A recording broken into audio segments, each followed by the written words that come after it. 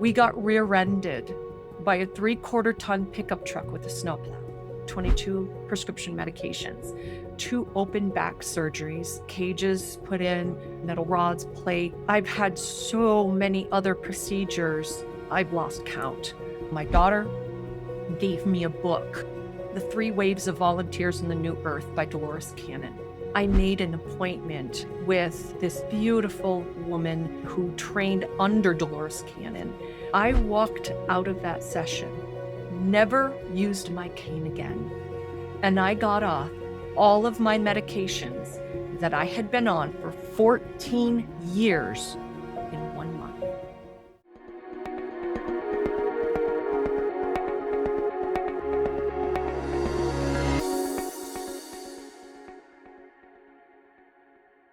Guy here. Welcome to my podcast. My beautiful guest today is Dr. Lara Varden. And I got to give you some backstory here because her story blew my mind.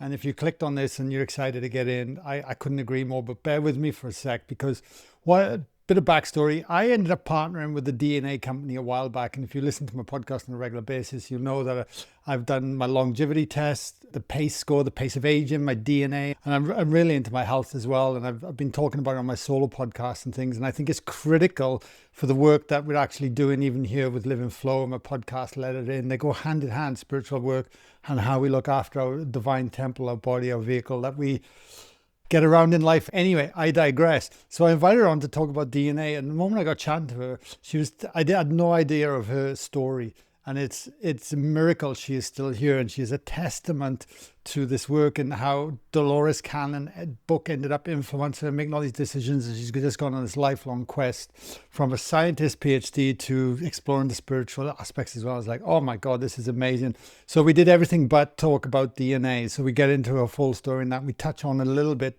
towards the end of the podcast. So it shows how much of a salesman I can make, right? Because I get on to talk about one thing, and because of what I do and everything else, I really wanted to pull a story out as well. So just give you a bit of backstory on that. There are links below if you want to explore the DNA. There's a special discount link for all my listeners. And it's something I've certainly done. It's something that's helped me along the way as well. So if you want to explore your own DNA, genomics and everything else, you can go from there. But in a nutshell, Dr. Lara is a functional genomics practitioner and she specializes in DNA-based root cause health specialists. But we don't talk about any of that today. Not much anyway. So let me know where you are in the world. I always love connecting to you. And if you still listen to my intro, even if it's a bit long-winded, I appreciate it. I love you. Enjoy this podcast and hope I will meet you somewhere someday in one of my events, retreats somewhere around the world. And we can actually have a real conversation beyond cyberspace. Anyway, enjoy. Dr. Lara Varden, welcome to the podcast, my lovely. Such a pleasure to be here. Thank you for having me. It's so good to connect, honestly. And we've just been talking for 10 minutes offline and starting to learn a bit more. And I think the conversation is going to go in all sorts of directions today. But I will start the podcast like I always do. If you were at an intimate dinner party and somebody asked what you did for a living, how would you answer right now? I help facilitate healing.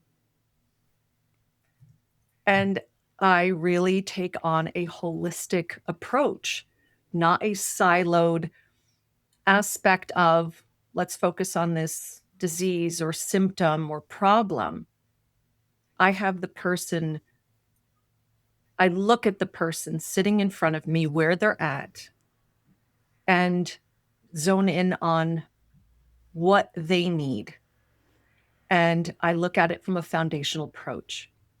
Not, let's use the analogy of a tree. I don't focus on the branches and the leaves. I go to the roots. I go to the soil, the terrain, to say, why did that happen in the first place? You know, what is it? Whether it be traumas, that's a big one. Undealt with traumas from the past. Or even toxic load, toxic exposures, what's going on that's affecting that person. Maybe different lifestyle, their sleeping habits, their relationships. I mean, no matter what it is, that's what we focus on. And I can generally figure that out by talking to them. by having their intake form, by, looking at their genetics, because that truly is their foundational blueprint on which to start, that this body that we have is built upon. But that's only one piece of the puzzle. Mhm. The rest of it really comes with the nurture. So we have the nature, okay, the genetics, but then we have the nurture, which plays a huge part in it. How are those genes being expressed based on, again, traumas that are unresolved, or uh, exposures of toxins, or the food that they eat, or the way that they think? All of these aspects play a part in who sits in front of me at that very moment. And that's what I work off of. I love it. I love it. I can't believe I'm only meeting you now, truly, like, and what's evident for me as soon as I met you is that you're radiant and you absolutely live and breathe this stuff. It's who you are, which is where I get excited. But I had no idea that you had been on your own healing journey as well, and that you were Yes. a figure skater. Is that correct? Yes. Do So yeah, because when I was younger, I always an athlete. I just couldn't stop moving. And I got into figure skating very young. I was, I think, 5 years old. And the minute I put those skates on, I just fell in love with being on the ice. And I ended up where I was skating all year round, and actually I lived in the Adirondacks in northern New York near Lake Placid, where the 1932 and 80 Winter Olympics were held.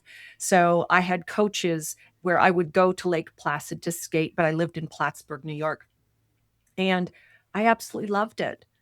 It was freedom. It was a way for me to get out frustrations, to have that physical energy.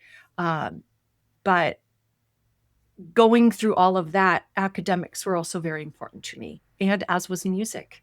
I sang, I played violin, I did a lot of different things. I went through a lot too, bullied when I was in sixth grade and into high school, and just, the traumas that I went through. There was a lot. And so the exercise, the figure skating, the music, my family, very, very strong, loving family. So I did have that support, which was truly helpful.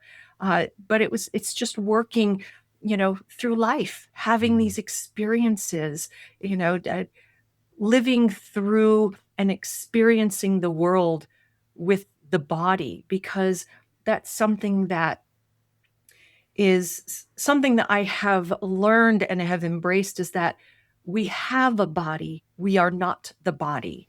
This is a physical vehicle that allows us to interact in this three-dimensional world. And it is amazing, through emotions, through touch, through sensations, through pain, through all of it. It's all for learning. It's all for the experience. It's all to relate a as an extension of God's source with that experience, and something for us as our souls, as our spirits, to be able to reconnect, to remember our heritage and our connection, direct connection to source, to everyone, to everything, because we are all connected. And I think that is such a tremendous bottom line takeaway through all of our journeys, is to remember that we are all connected, that we are all part of source. And, there's such a tremendous, ah, that feeling of, I'm being taken care of. I'm not alone. I've got this because God has this, source has this, whatever you want to call source. And it'd be very interesting that through my time, as I was growing up, as I was living life and having all these experiences, that I eventually went to university, got married, had children. And with them, I was also very active, hiking and sports and playing and wrestling and hugging and kissing and just, a very wonderful, tight family. And in 2001, so at this time, I was 30 years old and I was still figure skating. I was teaching for the state of New York at a developmental disability service center. So the population, they were legally involved. So we'll put it this way. They would be in prison, but their IQs were 70 or less. So they could not be in a general population prison. So for the state of New York, you had to give them educational services, for this facility.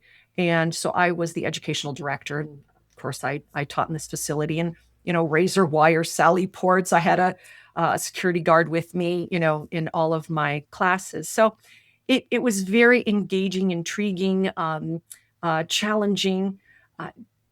But this was my life.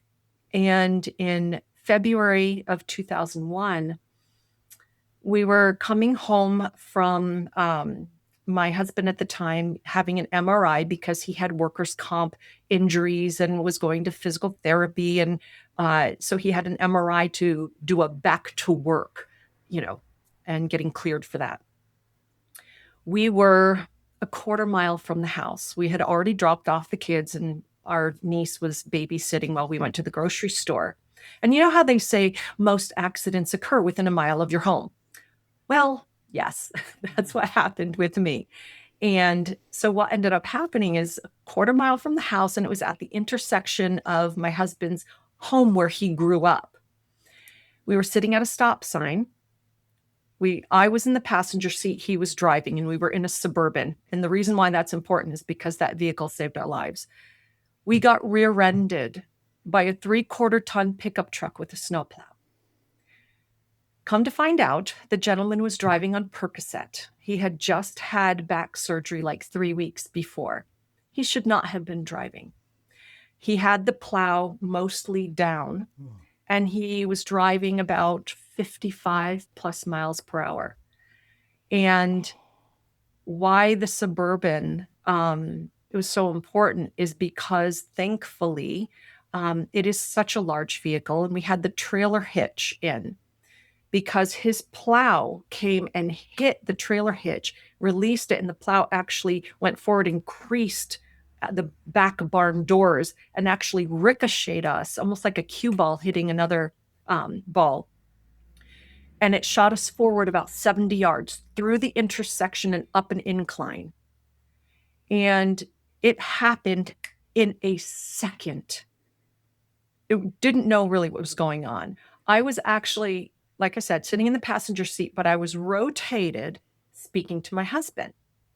So when you talk about getting rear-ended and that whiplash effect with a curved or with a rotated spine, you can just imagine what happened. There was this guy working on an LP tank right on the corner. We thought the tank exploded because when he hit us, that concussive force was so loud, our ears were ringing for a week. And when we stopped, it was just like, I didn't know what happened. And I looked in my rearview mirror and I saw the truck and I said, oh my gosh, he hit us. He's like, what? I said, he hit us. And so my husband got out and the guy, he was slinked underneath his steering wheel. And he was like, don't hit me, don't hit me. I just had back surgery. So yeah, it was quite traumatic.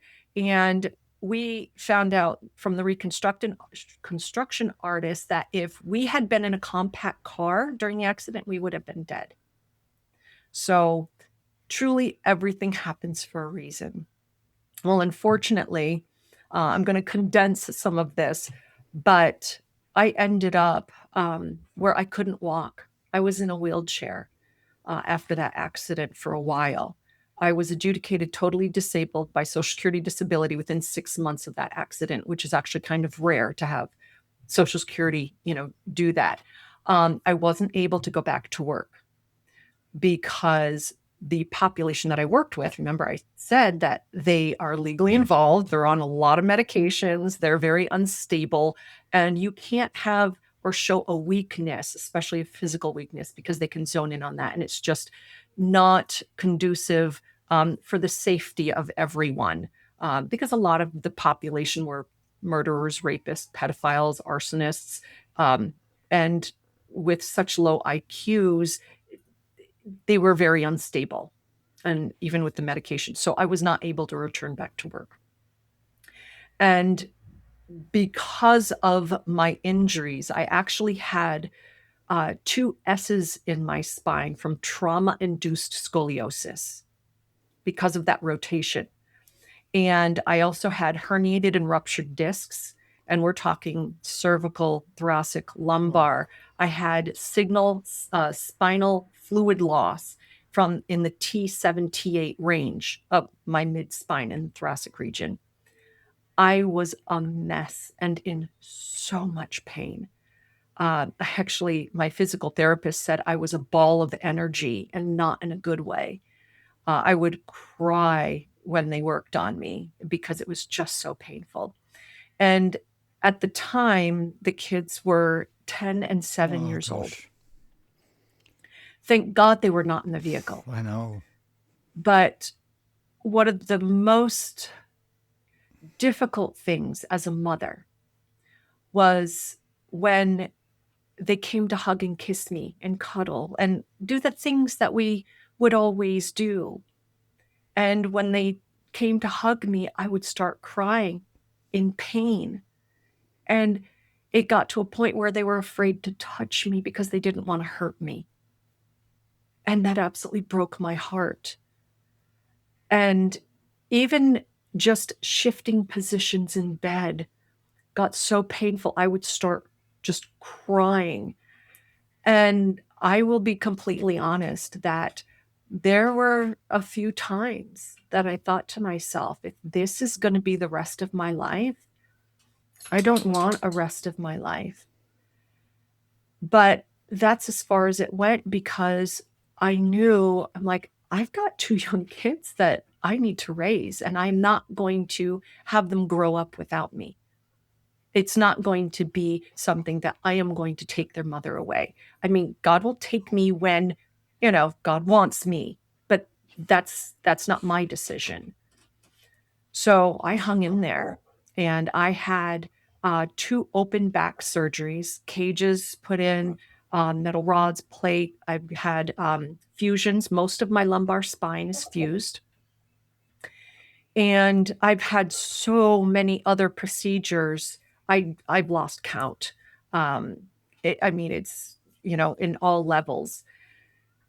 And it got to a point where, first of all, I was on a lot of medications. Mm-hmm. I was at one point, I was on, I think like 21 or 22 prescription medications, several narcotic medications, oxycodone, MS Contin, hydrocodone APAP, and I was also on tramadol and Neurontin, and, all of these medications, for the pain, for the neuropathy, for, all of the issues. And then the other half were for the side effects from the first half. I mean, it was a mess.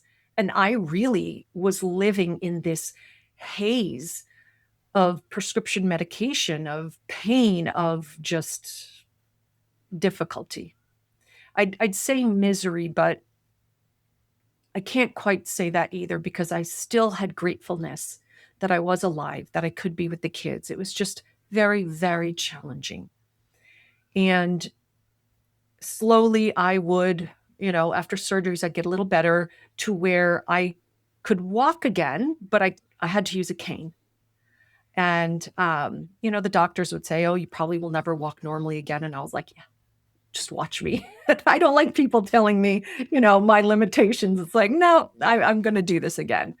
So it came time, it was 2010. And my son, he was going into his senior year of high school, and he just was bored. and he was doing very, very well. So we looked into a early college placement program for him. And my husband at the time, he had graduated from Clarkson University in Northern New York, in Potsdam, New York. And they have this early college placement program. So he ended up getting accepted in there and was in college at 16 years old. So we had an empty nest a year early. So my husband was like, okay, so what do you want to do now? I said, I want to go back to school. I want to figure this out. I want to heal us, because being on that treadmill of allopathic Western medicine, going from, the neurosurgeon to orthopedic surgeon to pain management, and just you go there, you see the person, you see your doctor for maybe 10, 15 minutes, and then they just write more prescriptions. I needed to get off that treadmill because I knew that wasn't the path. So I was like, I've got to do this myself. I need to learn. I need to become a doctor. I need to learn and what to do. So now at this time, it had been about 20 years since I had been in college for my, first couple of degrees, because my degree was in education. I was a teacher. And I found out that medical training had to be done, or your prerequisites for medical school had to be done within 7 to 9 years of medical training. So obviously I was like, oh yeah, a lot of these are too old. So I need to take some of these courses over again. Plus I needed to do the higher level sciences, which I'd never taken. You didn't need to as a teacher. So I ended up enrolling in school that was a mile away from where my son was going to university. And got into a biochemistry biology pre-med program. And I maxed out on all the science courses I could take in the biology department, chemistry department, almost physics department. I almost triple majored, but I was just voracious in the information. I had a goal and was like a dog with a bone, wanting to know. And with me, I always do things 1,000%. I mean, it's not half-assed with me. So it's like when you do a job, you do it right. You do it right the first time. So I put everything into it. Well, unfortunately, I was still on all the medications. I still had the pain. And sitting in those lecture halls, sitting in front of a computer, doing all of the research and tests and stuff, I started declining physically again.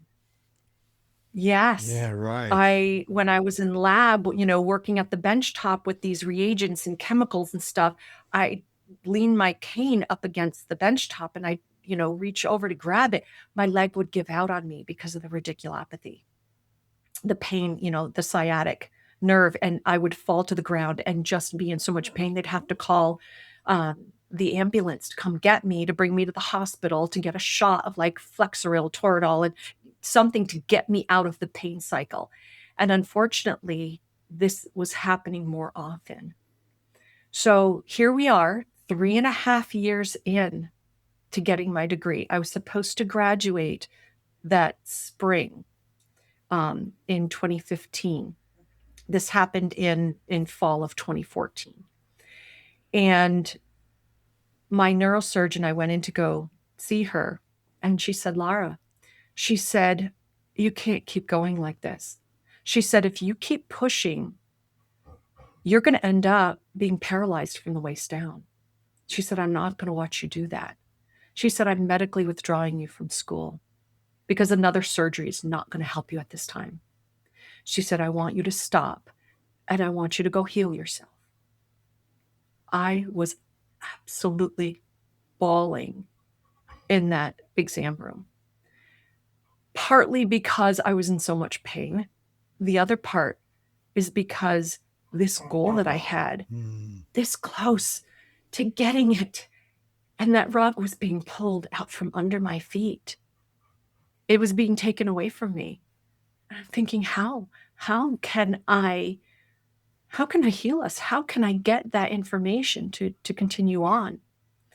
And something that I realized later, that when she said to me, go heal yourself, Those were some of the most prophetic words ever told to me, because actually that's exactly what I did.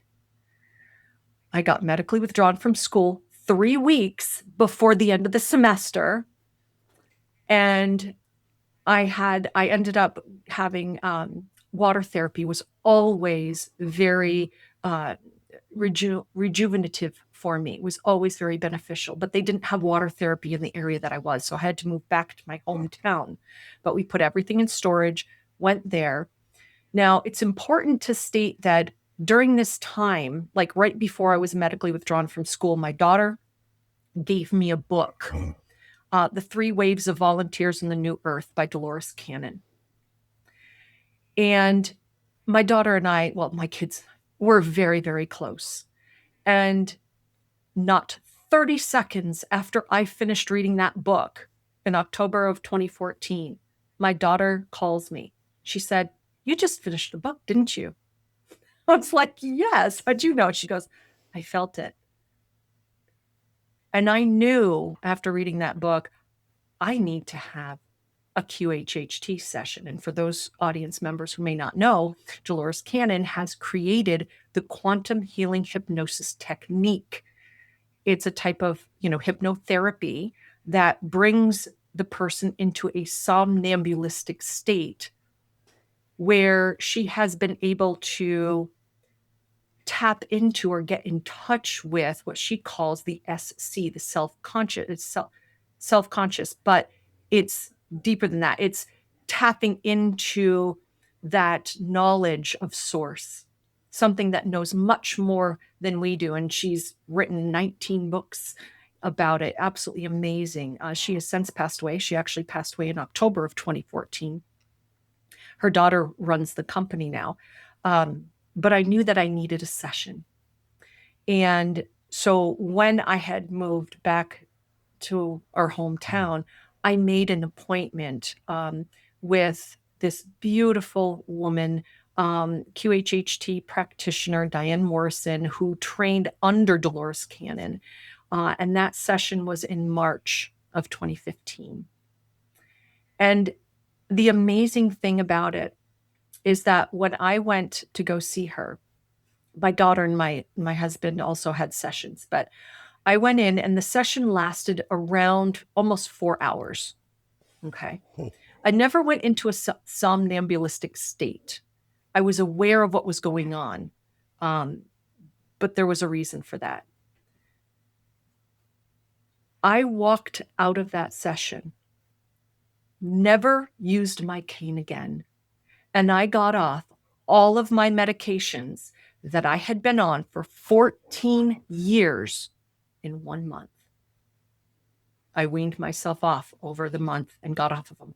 And I have never gone back to taking prescription medications since then, albeit I do take bioidentical hormone therapy. So that is a prescription.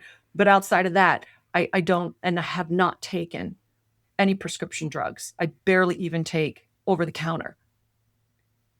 And yes, was that just one session? That was just one session. Wow. I had since had 2 more, but that was more for the realization of where I come from, of connections, of tapping into my higher self, into source even more. There wasn't miraculous healings in the other 2, but that's okay. And the thing is that I didn't get 100% healing during that first session. There was a reason for that, and I'll tell you why. During that session, I actually raised off the bed slightly. I had a sensation, this tingling sensation down my spine, something I had never felt before and something I have never felt since. And I believe that's where tapping into my higher self, into source, into that healing potential of that miraculous healing potential happened. But again, I wasn't 100% healed because I think my higher self knows me better than me, knows that I would have gone back and just run myself into the ground again. And one of the lessons that I continually need to learn is balance, is finding that balance, because balance is not static. It is a verb. It is something that is constantly being worked on. But for me to be able to stop and go, okay, too much, I need to take care of me. But it also provided me the opportunity to navigate, to learn other healing modalities, all different kinds. So that way I could then turn around and teach it and help others. Because as an educator at heart, that's how I work and do things. That's how I really learn. That's how I can, intimately know and can connect with others to help them. And that's what my journey, really has been, because after that session, I knew that this was a profound gift and that, God has a path for me, and I need to just follow it. and I need to surrender and do that. And that's something it's not so easy. It's not something that you say, I surrender, and then, it's just that once. No, it's a continuous thing. You have to work on it, just like it's not the destination, it's the journey. So I ended up, we traveled for several months during 2015, and I re-enrolled in school that fall to finish that last year that I ended up missing. And it was absolutely amazing. I got into research. Well, I had been doing research, but I did more research, actually published a couple of papers, managed a biophysical chemistry lab for my advisor. And, having that time to come, oh, hey, medical school. Well, at this time, my daughter had graduated from university. My son had graduated from university. And I was like, oh boy, okay, med school, that's expensive. And I'm not getting any richer, not getting any younger. So how am I going to do this? My advisor was like, well, why don't you get your PhD? I said, okay. And how much is that going to cost? He said, nothing. What? What do you mean nothing? He said, yeah, and the sciences that we do. He said, if you get a research assistantship or a teaching assistantship, not only will they waive your tuition, they will pay you a stipend for you to get your doctorates. I'm like, sold. Absolutely. This is fantastic. And the neat thing is that when my son was at Clarkson University, I was at the State University of New York at Potsdam, which is just a mile away. Mm-hmm. And there are 4 major universities in a 10-mile radius that have an agreement where the students could cross-register for different courses at no extra cost. Well, I had cross-registered for a course, Stem Cells and Regenerative Medicine at Clarkson. I took the class with my son. And the professor was not only the chair of the biology department, he also was head of the Ph.D. program, Interdisciplinary Biosciences and Biotechnology program. And I loved the course. And it ended up, that was the only university I applied to. And I immediately got in. And he's like, I want you as the professor who taught stem cells and regenerative medicine. He said, I want you as my grad student. I'm like, okay, take a wild guess what his field of study is. Spine. Oh, wow. Degenerative disc disease in No spine. I way. was just like, thank you, God. Yeah. The synchronicities and the paths, I mean, it was just like laid out. All I had to do was just take those steps and do it. So I ended up creating my own program. I worked in 3 different labs, 2 in the biology department, one that for my main advisor, who did more genetic work, epigenetic expression, but really worked at that subcellular level. The other lab did more cellular materials interface, moving up on that scale of micro to macro. And then the third lab that I worked in was the biomedical. Um, uh, it actually it was the aeronautical engineering, but it's a biomedical engineering lab where I did more of the macro work of actually using bovine cow spine as my model, looking at intradiscal injections, injection leakage, because I worked from that molecular aspect and how that genetic expression is for like stem cell injections, for cofactor or other types of injectate material to help with intradiscal material to help with spine and back pain. So I I did this. It was absolutely incredible. It was such an opportunity to be able to do that. And remember how I said you can either get a research assistantship or a teaching assistantship. I got the teaching assistantship. Well, of course, being a certified teacher, that really was a benefit. And they actually let me choose the course that I taught. And the one that I chose was anatomy and physiology, which is a 400 and 500 level course. So I was teaching grad students as well, students for PA, physician's assistant, OT, the occupational therapist, physical therapist, because we had a cadaver lab at the university, which was amazing that I got to teach and actually experience, all of these different cadavers. Because even in med school, you have a cadaver for one semester and you only have one. And I had the beautiful opportunity of working on like 30 different cadavers over the couple of years that I was teaching it. And, you know, they say the best way to learn something is to teach it. And I have to say it was absolutely amazing what I learned through that. So that was my first 2 years. And then my last 3 years of my PhD, I ended up getting a National Science Foundation scholarship. I'm a NSF fellow because I submitted research proposal that was accepted and funded.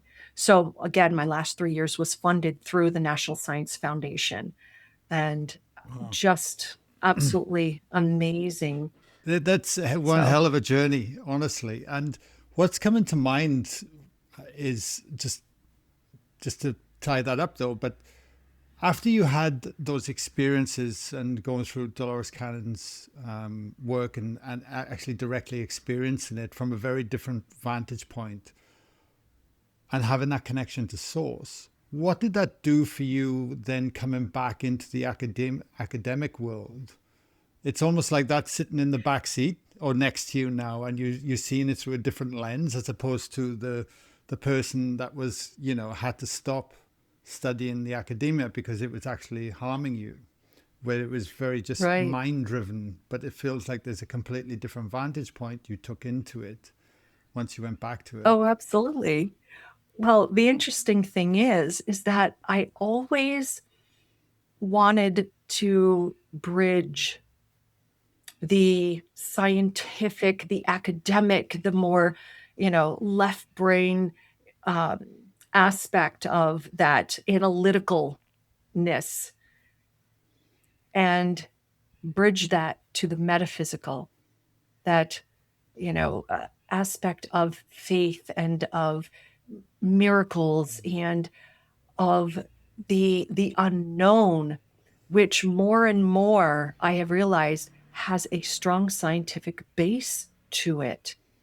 It's just oftentimes we don't have the type of devices to be able to measure what it actually does, but we are now, and more has been coming out to be able to measure frequencies. When you consider everything is frequencies, we live in an electromagnetic world. And we can now measure that. The work of uh, Emoto, Dr. Emoto, he has since passed away. He was Japanese. He did the work of the ice, the water crystals, and the beautiful like snowflakes in a way. That's what they look like, based on certain frequencies, or he distilled it down to like love and then hate, distilling it down to those two, that the beautiful snowflake type image that came from love, and hate was more like a splatter. And the resonance that water takes in based on these frequencies is absolutely amazing. And thinking that, our bodies are made up of mostly water. But there are many experiments that have been since done based on that. But you were asking how did that metaphysical, or that that the work that I experienced through QHHT and the self-healing, and then getting back into the academic world. It's not that it took a back seat. It didn't even take a side seat.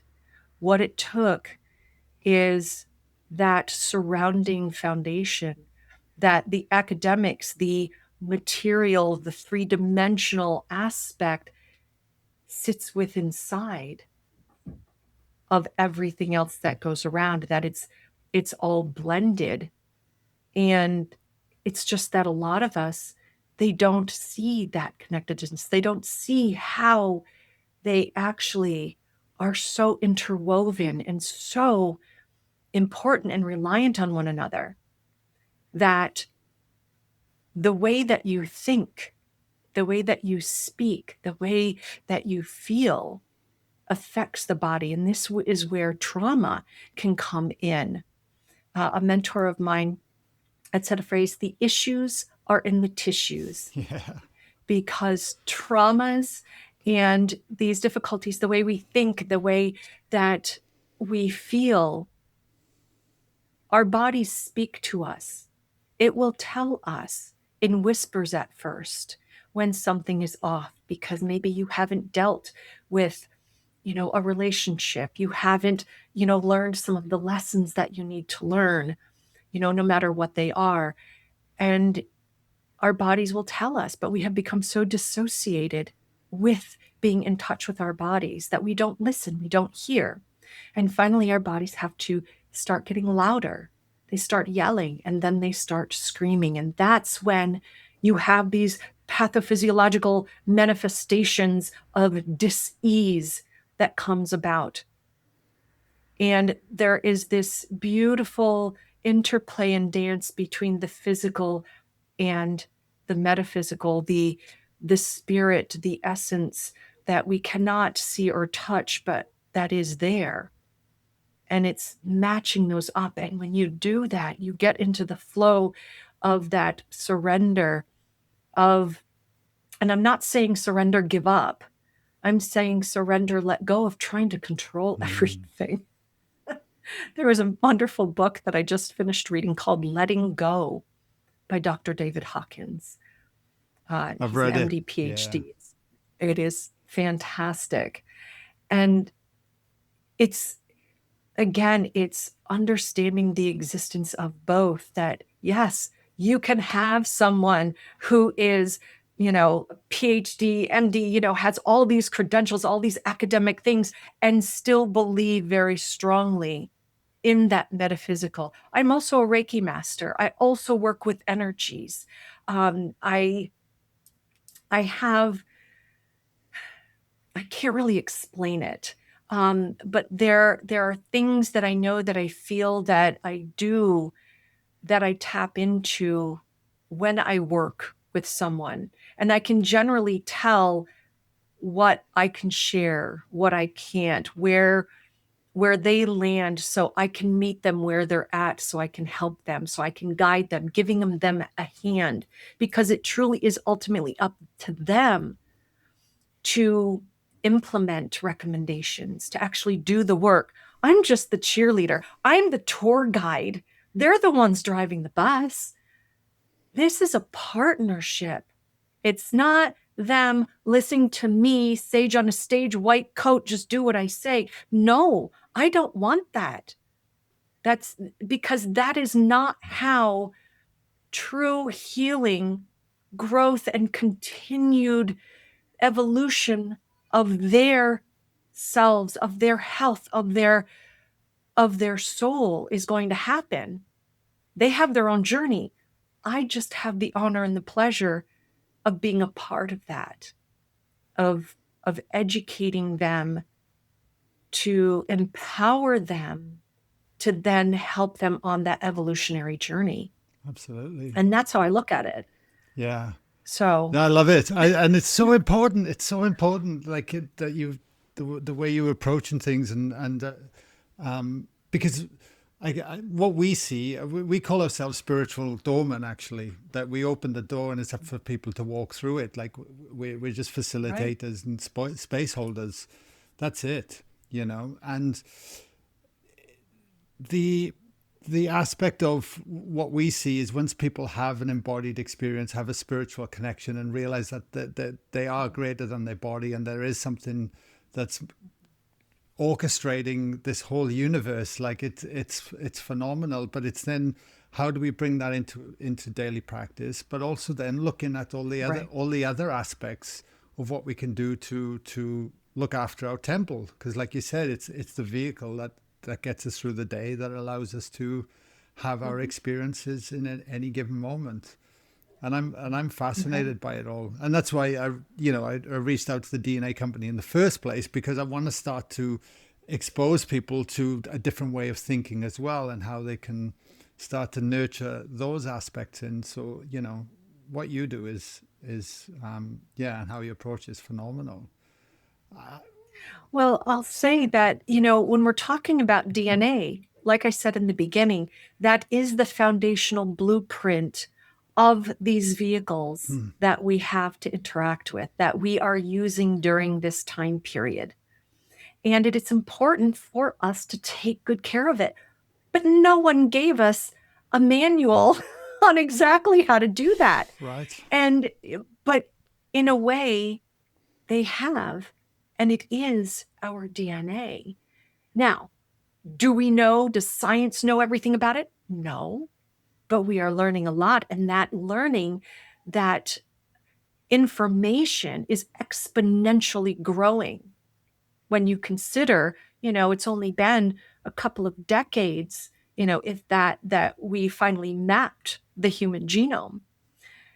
There's still so much more that we are finding out about functions of certain genes and multiple functions and how they work together, that, genes do not exist in a vacuum. They are like players on a team. They work together. They have to, you'll have some genes that are strong, that are working optimally, others that are weaker. But if they're on the same team, if they're in the same pathway, they can help each other out. Just like, say baseball, okay? You can't play the game with just one player. You've got a bunch of players. Now, you may extract one of the players and look at their stats. Oh, his hitting this year, or he got this many outs, or this, in this position. And you have that for that one player.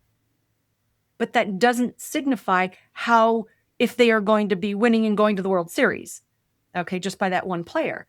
You put them back into the team, because others can pick up where they may be weak, and they will pick up where others may be weak.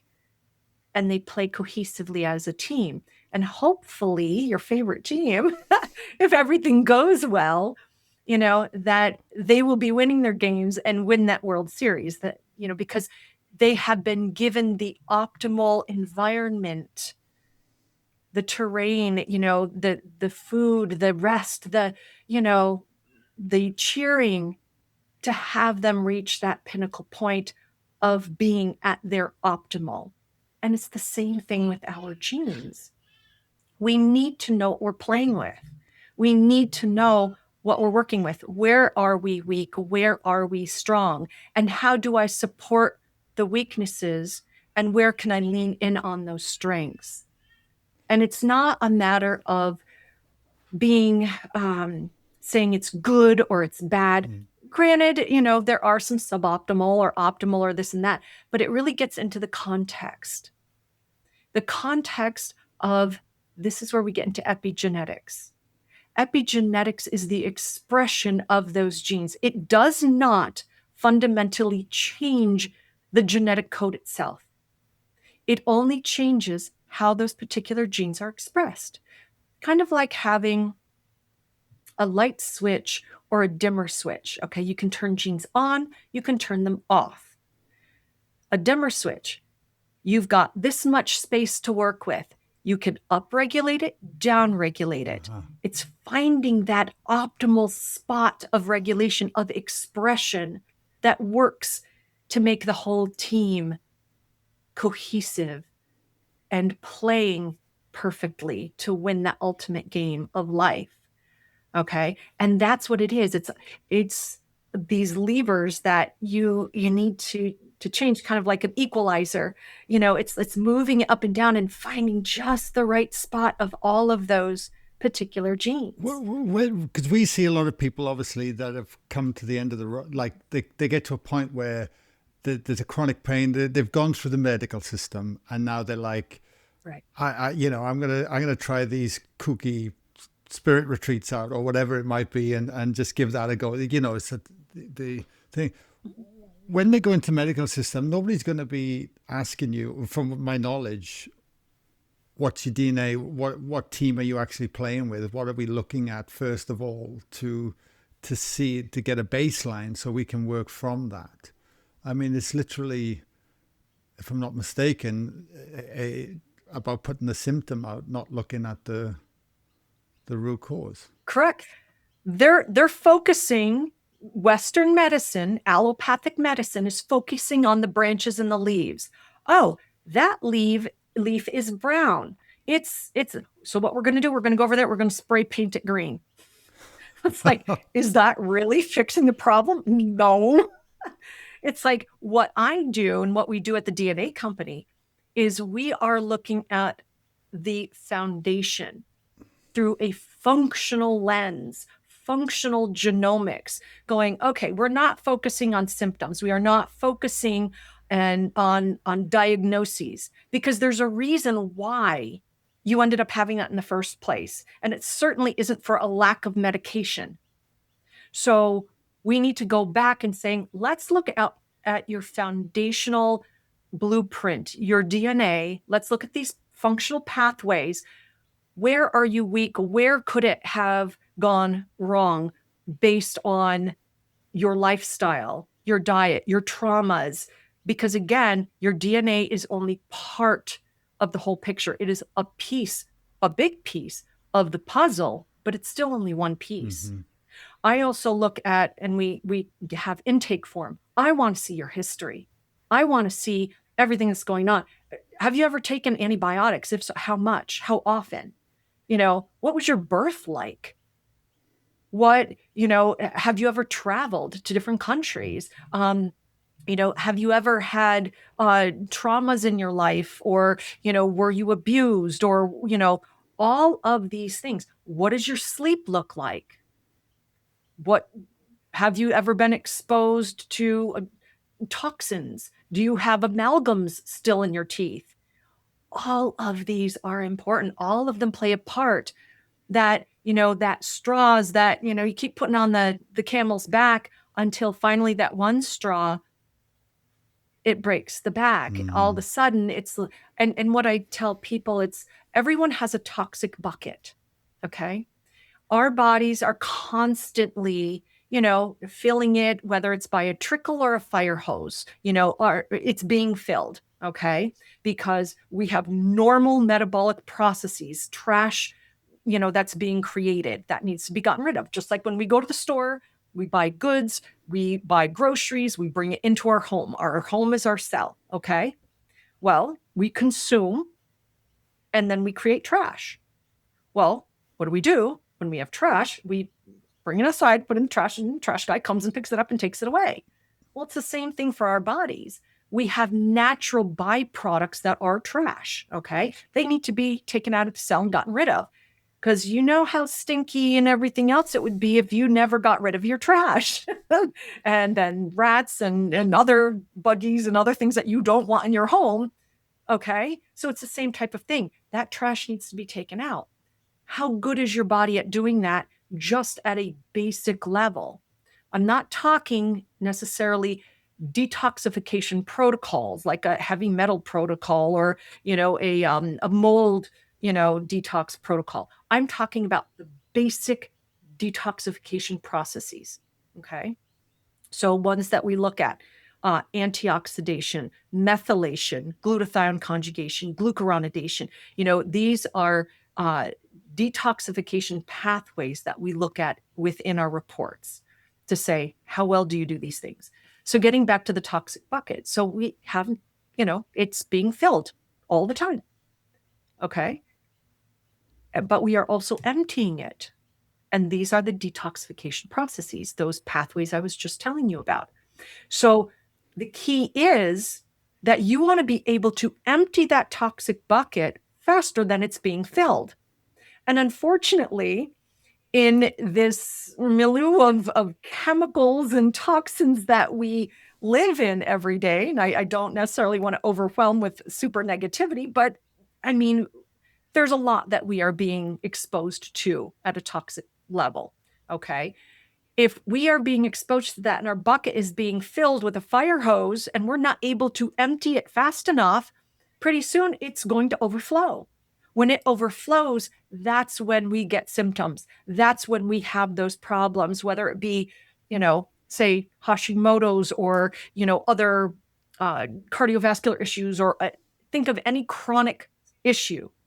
There's something that's going on that is not working well, that you are not able to clear, you are not able to process, and your body is just not working in harmony because something is off. So remember, that's the body screaming because things were going on. We don't pay attention until something catastrophic happens, when you actually finally do something about it. But that was the thing, isn't it? We're so disconnected from ourselves anyway. We don't even listen. We're just on autopilot until it's, like you say, it's screaming at you. I'm aware of the time this morning for myself, but there's one question I'm itching to ask you as well, not to leave the listeners hanging as well, though. But what have you seen once you start understanding what team you're playing with, and what can the bodies do in terms of turning things around if you're giving it like you're saying, you're turning the light switches on, or you're turning them off, you're dimming things down, you're getting those buckets emptying on a daily basis. Like, what is the potential of the human body with the right environment? Well, the potential is unbound for sure. But, we also don't want to overwhelm people. Of course. And again, taking them where they're at. Where is their biggest pain point? What's going on? And then I start breaking it down. I take a look at their DNA, and then based on what their goal is, so say they're not sleeping well, they've been constipated, and they've been gaining weight, and it's just, they're very stressed. Well, I would start asking a lot of questions, because 3 major areas that I look at, or questions that I ask: are you sleeping? Are you pooping? And is your blood sugar regulated? Those are 3 foundational things that cover a lot of the chronic issues because they relate to inflammation. So I start digging in and asking them, hey, I look at their detox pathways. And actually, I did get a chance to quickly look at, a few of your genetic reports. And, one of the areas that I specifically look at is the detoxification pathways. So I say, okay, well, you're having some of these issues, the inflammation, you're, just not feeling well, your gut's off, or, especially with the constipation, they're reabsorbing toxins. So it's like, what can we do? So I look at, what are they eating? Are you getting the foods you need to support these pathways? So do you mind if I mention a couple of pathways go for it? for you? Yeah, please. Yeah. Okay. Touching it. So I was noticing in your antioxidation pathway, your SOD2, which is a superoxide dismutase, this gene helps to break down, I should say, reactive oxygen species. These are um, byproducts of the mitochondria, okay, in its regular process in making ATP. It's a toxic byproduct. And SOD2 helps to break that down into hydrogen peroxide and oxygen. Well, you do that very slowly. Mm-hmm. So you have more of these reactive oxygen species or oxidants that can create havoc and actually age the cell and damage the mitochondria. So between that and the fact that GPX, your glutathione peroxidase, which takes the hydrogen peroxide and turns it into water and hands it off, with the glutathione to be, transferred out and helped with the cell, that's very fast. So there isn't, you're like at extreme opposites with these two. Okay. So this is something where, oh, okay, so you're having some issues. You could be, this is not diagnostic. Okay. I'm looking at foundation, but there are other questions I would be asking based on symptoms or, other things. So this could be a problem. And so I would say, well, make sure that you focus on antioxidants, that you're having vitamin C, that you're having foods. I always like leaning into foods first, then into supplementation. But, that you're having foods that are rich in vitamin C and vitamin E. If need be, even taking supplementation, have those polyphenols, have, these antioxidant foods, bright, rich colors that can help support that. If we were talking about another phase 2 detoxification pathway, would be your glutathione conjugation pathway, the GST genes. Now, you are optimal for your GSTT1. That is like the main detoxification, more in the cardiovascular and the main body. But your GSTM1, that's M is in Mary 1, you have 0 copies because these are copy number variants, not single nucleotide polymorphisms. Having no copies, well, that affects the biomes of the gut and lungs. So that could cause a lot of dysbiosis of the gut. It can make it more difficult to have a strong, stable composition for your gut bacteria. Well, your gut is a good share of your immune system. Mm-hmm. So that can lead into other issues. And again, I could see on your intake form certain aspects. So this would be, I would be looking at, maybe we should look at your gut, maybe even do a DNA, the gut 360 premium test to say, what's your current situation? Because it changes. Okay. Your DNA doesn't change, but all the other stuff does. Let's get a baseline. Let's see what species you may be low in, see what beneficial species you may need more of, whether it be through, different types of foods or actual probiotics. But also if you have any pathogenic species, because there are certain protocols we can do to help, shift you out of, any type of dysbiotic state. Okay. And start getting that population back to where it's most healthy and beneficial for you. So again, looking at that, I can see different things, even with methylation, like your B vitamins. Yeah, you should be eating foods that are strong in B vitamins, but in supplementation, your genetics state that you should not be taking the methylated form of B9, which is folate, or B12, which is cobalamin. You need to be taking folinic acid, that form of B9, and adenosyl cobalamin, that B12. Isn't that wild? Because just that little bit of intel alone, because you could so easily be doing things that you think are healthy for you, and they're actually driving the problems. Precisely. Yeah, it's wild. So when you're talking about precision medicine, simple little changes, you don't want to overwhelm people, but just doing 1 or 2 things, make those changes, put them into habit, then add on a couple more things. Those little wins add up to make major changes in health.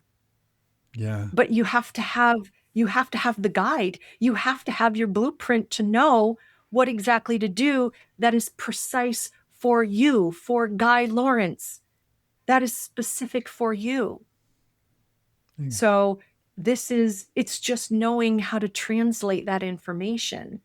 And that's, by working with someone like me, who can translate that for you to read you in on the guide, to let you know the playbook, so that way you can then play the game and win it. Yeah. Lara, look, thank you for coming on the podcast today. It's been phenomenal. And we've just scratched the surface, mate. Like, I mean, I got on to talk about one thing, but as soon as I heard your story and background, I think that's really important. And everyone listening today will resonate with everything and really connect to your passions, which is what it's all about.